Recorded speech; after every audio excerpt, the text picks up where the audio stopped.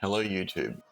My daughter has become interested in painting miniatures, so I ordered this set of reasonably priced paint pens from Amazon thinking they might help her learn some basic painting techniques without having to worry about paint mixing, thinning or brush control.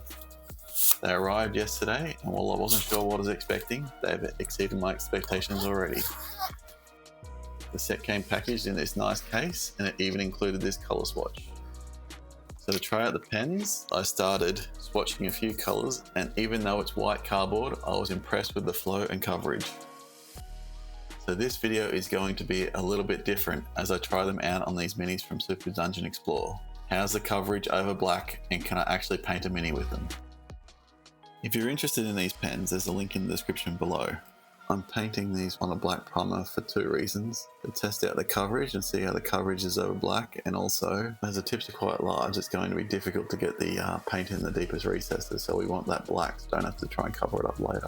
So far with this colour, the coverage is okay. It's going to need 2 coats, so we'll just let that first coat dry while we paint some other details. This is where we're going to see the limitations of these paint pens as we try and get into the finer areas. Quite a big tip. One of the reasons I chose these chibi miniatures is they do have quite large details. These pens are double-ended with what they call a fine tip on one side and a brush tip on the other.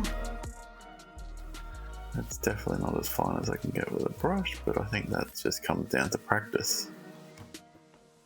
The brush tip definitely isn't as fine as something like a Posca brush tip. Definitely more like a pointy felt tip pen, but I think you get used to that. It'd be interesting to see how the more expensive miniature paint brand pens are and how their tips act. This is obviously a pen that's designed for artwork on cups or glasses or mugs or anything else. Probably not the best design for a miniature, but so far it seems to be working reasonably well. Straight out of the packet, the tips actually look quite sharp. It'll be interesting to see how they go in a long-term situation. Being a bit more careful this time not to get too close to the areas that I don't want paint on. I can leave that black in and not have to come back later on and touch it up.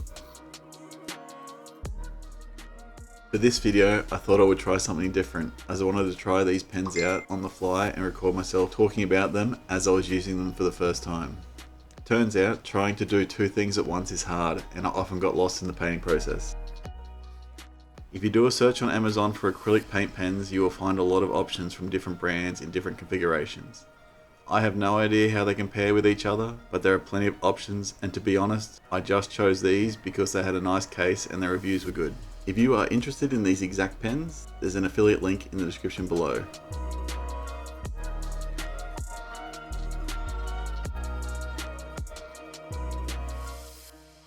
There's no way I'm going to be able to get in to do this mini's eyes, so we're going to leave them black. Let's see if I can get in to do a little bit of a flesh tone here. Surprisingly, it's not too bad. This is a Posca paint pen with a brush tip. I've recently been using it to do the rims of my bases, and I'm just going to try it here to touch up the black. You can see that the tip comes to a much sharper point and is a lot easier to use to get a sharp edge.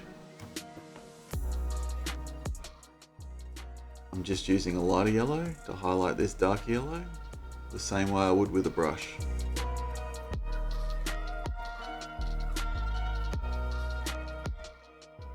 Just doing the pouches and leather belt in this burnt umber colour.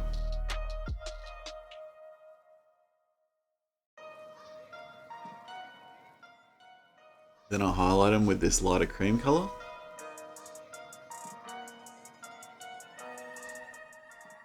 Just trying out this metallic gold colour on the filigree on the helmet. Gold is notorious for having poor coverage over black, so this is actually quite impressive.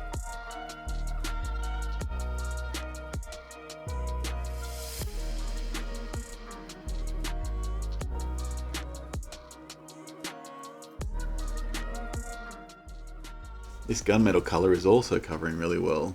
These metallic pens are going to be quite useful.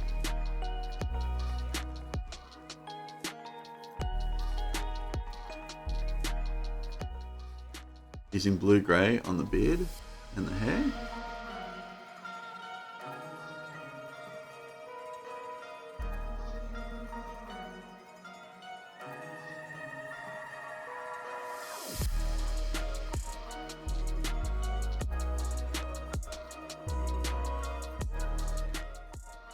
then coming along with the light grey and highlighting both the hair and the beard.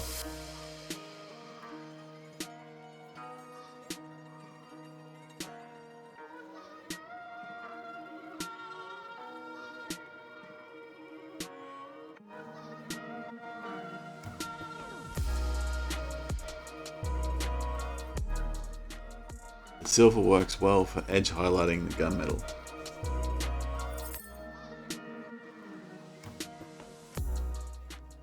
Even the coloured metallics seem to work pretty well. These paint pens are definitely interesting. They work better than I ever expected. I don't think these will change the way I paint or replace the brush, but I won't be surprised if I find myself using them to base coat some colours or even the occasional quick highlight. I definitely can see myself using the metallics though. I do wonder how they compare to the pens from dedicated miniature paint brands like Army Painter or AK Interactive, something that is designed for this purpose. I think this mini came out pretty good. With more practice, I think I could do even better, but that's not my plan for them. I think these will work great for my daughter to learn how to paint larger minis or plaster kits.